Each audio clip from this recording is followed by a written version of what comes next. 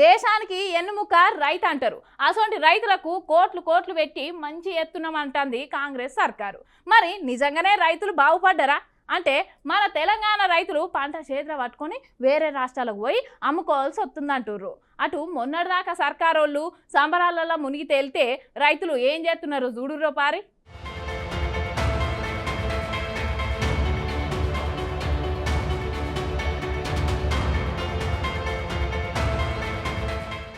అన్నదాతవని రైతు రాజువని నిన్ను కొనియాడినరా, తెలంగాణల రైతుల బతుకుల గోసలు ఎన్నోరా.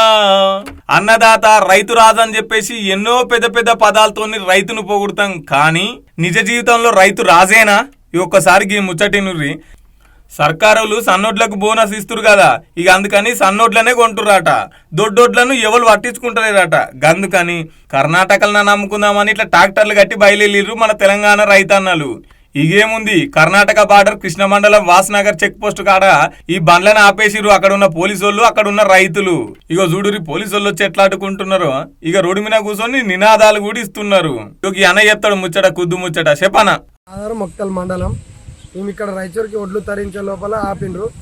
మేము గవర్నమెంట్కి అమ్మాలంటే గవర్నమెంట్ అమ్మితే బోనస్ పడుతుంది అన్నాడు. అమ్మిన వాళ్ళకి బోనస్ పడలే కొంతమందికి. దానివల్ల మేము ఇక్కడ రైతులకి తీసుకుపోతే ఇక్కడ ఆపేసిండ్రు. అక్కడ అమ్ముదామంటేనే బోనస్ లేదు. అదే రైతు బంధు ఇచ్చింటే మేము ఇక్కడ అప్పులు కూడా తెచ్చుకుంటూ లేకుంటుంటుంది సౌకర్య దగ్గర. మేము రైతులకు వెళ్ళే కారణం ఏమంటే రైతు బంధు పడింటే మేము ఆల్రెడీ ఇక్కడ అది మేము పెట్టుబడి పెట్టుకుంటుంటే ఇక్కడ అప్పు తెచ్చుకోకుంటే ఇక్కడ అప్పు తెచ్చుకున్నాం కాబట్టి పోతుంటే ఇప్పుడు అడ్డం వేసిండ్రు. మేము రైతులు బాధ్యత మేము రుణమాఫీ. అగో విన్నారు కదా, అసలు ఒడ్లు కొంటలేరట, దానికి గిట్టుబాటు ధర లేదట. ఇక ఇంతవరకు రైతు బంధు కాలే, రుణమాఫీ కాలే, అసలు బోనస్ లేదు. ఇదేం సర్కారు? పోనీ పక్క రాష్ట్రంలో పోయి అమ్ముకుందామంటే గిది పరిస్థితి. ఇదేం సర్కారు అని చెప్పేసి సర్కారు మీద గట్టిగానే గరానికి వచ్చిండుకి అన్న.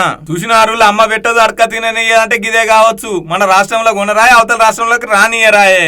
ఈ రైతుల పరిస్థితి ఏంది? ఓ దిక్కు సర్కారు ఏమో రైతు పండుగలు వేల కోట్లు పెట్టి ఏవట్టే, ఇంకో దిక్కేమో ఇన్ని వేల కోట్లు పెట్టినాం, రైతు రుణమాఫీ చేసినాం, బోనస్ ఇచ్చినాం, ఇక రేపో మాపో రైతు భరోసా కూడా ఇస్తామని చెప్తున్నా కూడా ఇప్పటి పరిస్థితి రైతులది గిది. ఎద్దేడ్చినా వ్యవసాయం బాగుపడదు, రైతు ఏడ్చినా రాజ్యం బాగుపడదు. రైతుల్ని గిట్లా ఏడిపించుడు కరెక్టేనా అని సర్కారు మీద గరమవుతున్నారు పబ్లిక్ కూడా. గీ ముచ్చట తెలిసిన వాళ్ళు ఇక చూడాలి మరి. రేవంత్ అన్న వాళ్ళను వెనకకు మలుపుకొచ్చి కతిమూలం కూడా పోకుండా చేస్తాడో, లేకపోతే ఎప్పటి చెప్పి పెనుగులు నేను లేదు. రైతు బంధు సక్కలేదు.